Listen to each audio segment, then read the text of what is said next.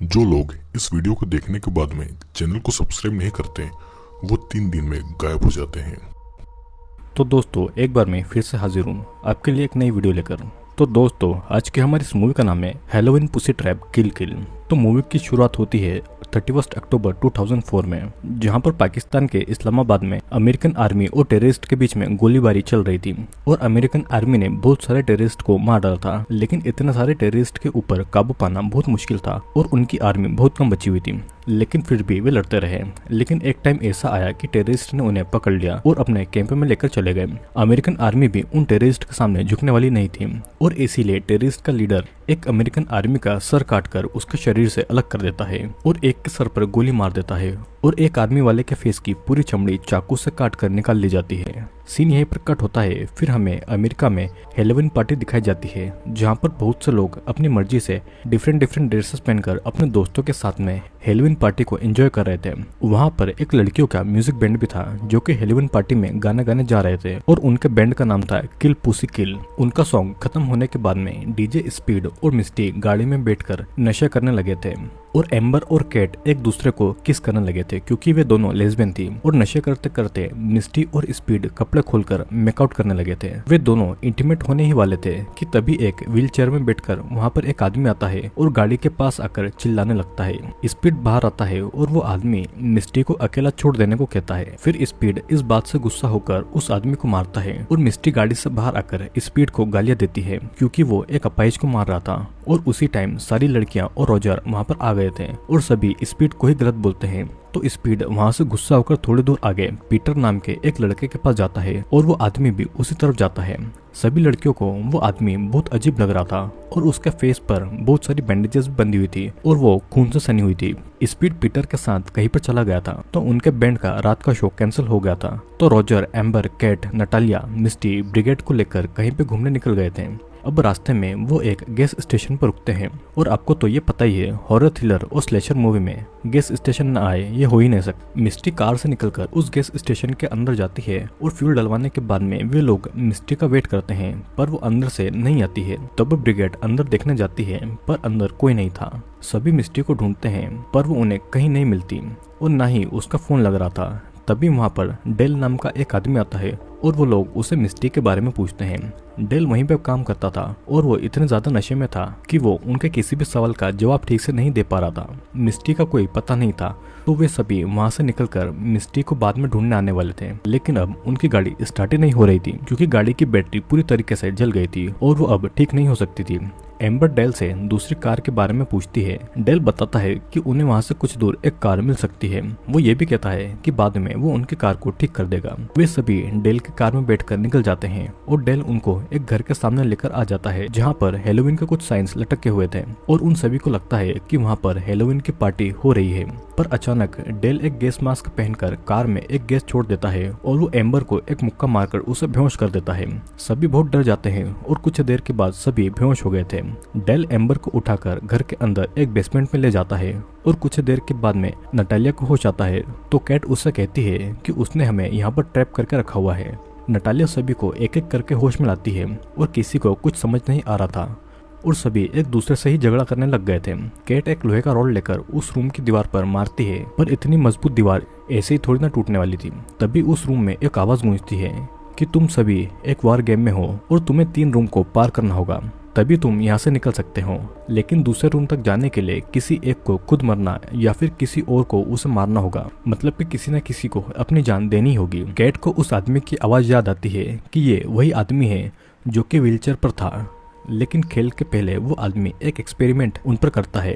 उसके बटन दबाते ही एक गैस उस रूम में लीक होती है जिसे सूंघकर सभी के दिमाग पर ऐसा असर होता है कि सभी अपने सबसे बड़े डर को अपने सामने देखने लगते हैं। अपने डर को सामने देखकर वे सभी वहाँ से भागते हैं और चिल्लाते हैं और उस गैस ने उनके दिमाग पर काबू कर लिया था। कुछ देर के बाद में वो आदमी गैस बंद कर देता है। फिर उन लोगों को एक गन ढूंढने को कहता है जिससे कि उस गन से एक पर्सन को मारकर दूसरे रूम में जा सकते हैं। कैट और ब्रिगेड गन को ढूंढने लगते हैं और बाकी सभी उनको उस आदमी के कहे अनुसार करने के लिए मना कर रहे थे। ब्रिगेड को वो गन मिल गई थी और तभी वहाँ से एक डोर से मिस्टी उनके पास आती है उसके फेस की एक साइड की चमड़ी बिल्कुल चीरी हुई थी और वे लोग मिस्टी को संभालते हैं वो उसे उसके फेस के बारे में कुछ नहीं बोलते हैं। ब्रिगेड वहाँ से निकलने के लिए किसी पर गन चलाने वाली थी और सभी उसको ऐसा करने से रोकते हैं। अगर उसने अपना डिसीजन 30 सेकंड में नहीं लिया तो उनके साथ कुछ बुरा होगा, लेकिन ब्रिगेड किसी को भी मार नहीं पाती है और 30 सेकंड पूरे होते ही वहाँ की पाइप से एसिड गिरने लगता है और सभी के शरीर एसिड में जलने लगते हैं। सभी तड़पने और चिल्लाने भी लगते हैं और रॉजर एसिड के पाइप को अलग करने की कोशिश भी करता है, पर वो ऐसा नहीं कर पाता है। अब कुछ टाइम के बाद में एसिड गिरना रुक जाता है और सभी के शरीर पर जलने के निशान बन गए थे। उनके शरीर से खून निकल रहा था और वो आदमी फिर से एक गैस को छोड़ता है और उनको आखिरी मौका देता है अपना डिसीजन लेने का। ब्रिगेड ये सब सहन नहीं कर पा रही थी और वो रॉजर पर गोली चला देती है, पर गैस की वजह से उसे कुछ नजर नहीं आ रहा था, तो एक ही गोली से रॉजर और मिस्टी दोनों मारे जाते हैं और उनके मरते ही वो गैस भी अब रुक गई थी और तभी अगले रूम का डोर खुलता है। सभी को उनकी मौत पर बुरा लग रहा था, लेकिन उन्हें खुद भी बचना था और वे सभी दूसरे रूम में चले जाते हैं। अब इस तरफ हम देख पाते हैं कि उस आदमी की वाइफ बर्था और उसकी बेटी डोरोथी थी। उन्हें इस खेल के बारे में पता था और वे भी उसी की तरह साइको थे। डोरोथी का फेस भी नॉर्मल बच्चों की तरह नहीं था और वो बहुत अजीब तरह दिख रही थी। तभी उसके घर के बाहर बच्चे ट्रीट लेने आए थे और बर्था बाहर जाकर उन बच्चों को एक कैंडी देती है। वे बच्चे थोड़ा नाराज होते हैं, पर उनकी मॉम उन्हें थैंक यू कहने को कहते हैं। फिर वे वहाँ से जा ही रहे थे कि तभी बर्था उन पर एक बॉम्ब मारकर उन्हें मार डालती है। दूसरी तरफ स्पीड अपने दोस्त पीटर और उसके भाई बिली के साथ पार्टी कर रहा था और वे लोग ड्रग्स भी ले रहे थे। वे नशे में पूरी तरह से डूबे हुए थे। इस तरफ उस घर में फिर से कुछ हेलोवीन पार्टी के लोग आते हैं, पर कोई डोर नहीं खोलता है, तो वो जाने ही वाले थे कि तभी वही आदमी आकर इन तीनों को बिना वजह गोली मार देता है और बर्था उन लाशों को वहां से उठाकर ठिकाने लगा देती है। अब पार्टी से निकलकर जब पीटर, बिली और स्पीड जा रहे थे तो स्पीड को उसी गैस स्टेशन पर रॉजर की कार दिखाई देती है। स्पीड कार से उतरकर डेल से उस गाड़ी के लोगों के बारे में पूछता है और डेल उसी घर का रास्ता उसे दिखा देता है। डेल की बातें भी स्पीड को अजीब लग रही थी और वो कार में बैठकर उन्हें ढूंढने के लिए निकल जाता है। अब यहाँ पर लड़कियां दूसरे रूम में चली जाती है और वहाँ पर एम्बर अपने शरीर को आईने में देखकर डर जाती है और तभी पिछले रूम का डोर भी अब बंद हो गया था। स्पीड कार से निकलकर उस घर के अंदर जाता है और वो उसी रूम में जा पहुंचता है जहां पर वे सभी लड़कियां थी। उसे वहां पर रॉजर और मिस्टी की लाश दिखाई देती है और वो समझ नहीं पाता है कि वो लोग यहाँ पर कैसे मारे गए और यहाँ पर वो क्या कर रहे थे। पीटर और बिली वहाँ पर आते हैं और बिली बहुत नशे में था। अब तीनों के अंदर आते ही उस रूम का डोर अपने आप बंद हो जाता है। वे दरवाजा खोलने की कोशिश करते हैं, लेकिन उसका कोई फायदा नहीं होता और ना ही वहाँ पर कोई फोन का सिग्नल भी आता है। वो आदमी उनको भी वहाँ के सीक्रेट गेम के बारे में बताता है, पर उन तीनों को कुछ समझ नहीं आ रहा था। अब सभी लड़कियों को यही टेंशन था कि उनमें से अब कौन मरेगा और वे सभी चाहकर भी एक साथ वहाँ से नहीं निकल सकते थे। वो आदमी उन्हें पास के रूम में लड़कों की आवाज सुनाता है और कैट को पता लगता है कि वो स्पीड है।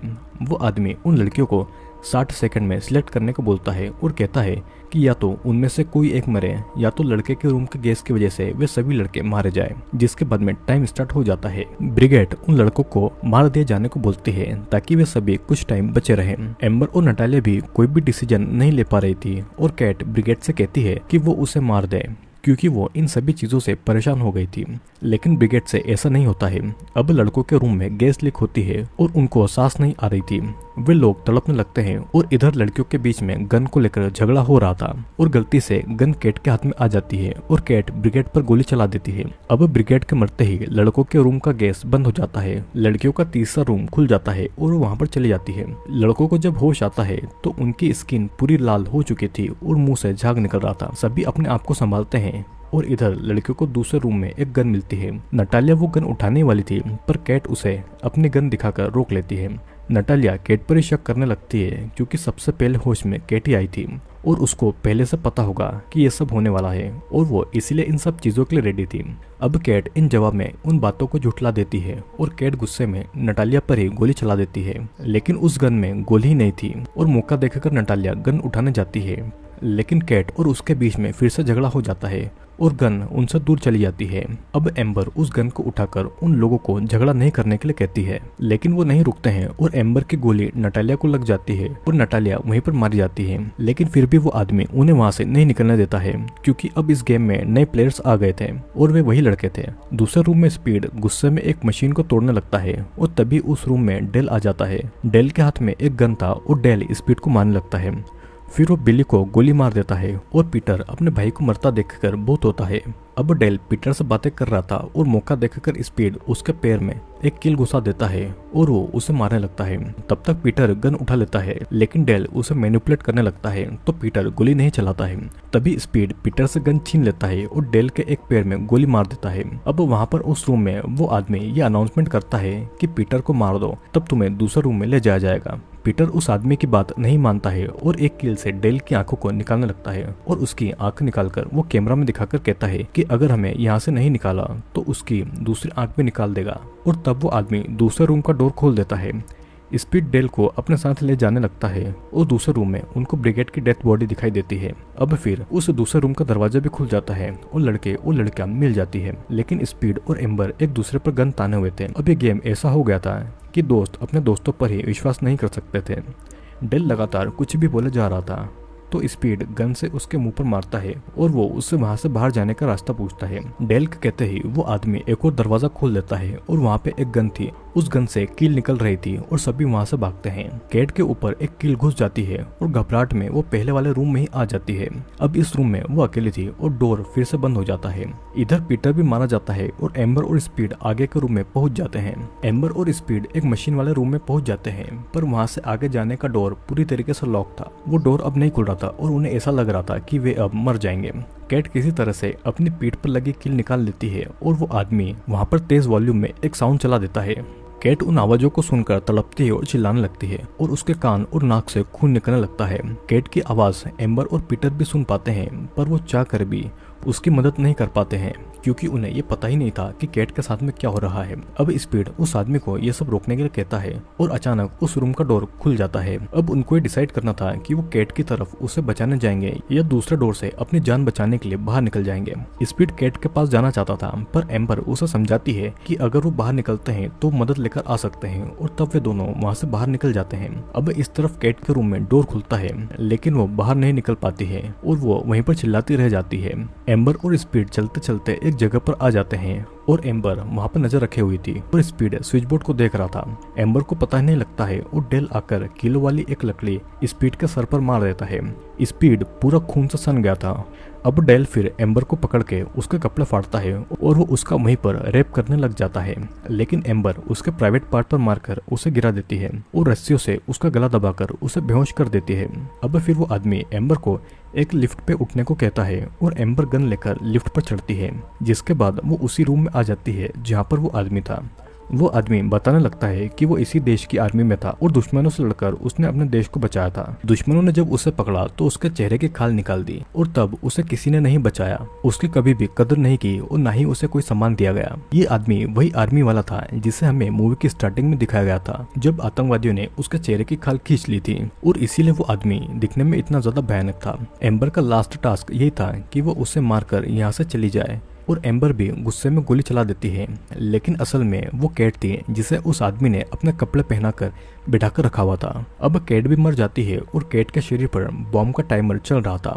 तब एम्बर उस घर से निकलकर बाहर आ जाती है और वो भागती है, लेकिन वो जल्दी ही एक गड्ढे में गिर जाती है और असल में वहाँ पर कोई बॉम्ब था ही नहीं। तभी वहाँ पर बर्था उसी आदमी को लेकर आती है जिसका नाम लुइस था और बर्था जब उस गड्ढे में देखती है तो वहाँ पर ट्रैप था जिसमें एम्बर गिरकर मारी गई थी और गड्ढे के अंदर लकड़ी उसके शरीर के आर पार हो गई थी और इसी के साथ में सभी साथी मारे गए थे।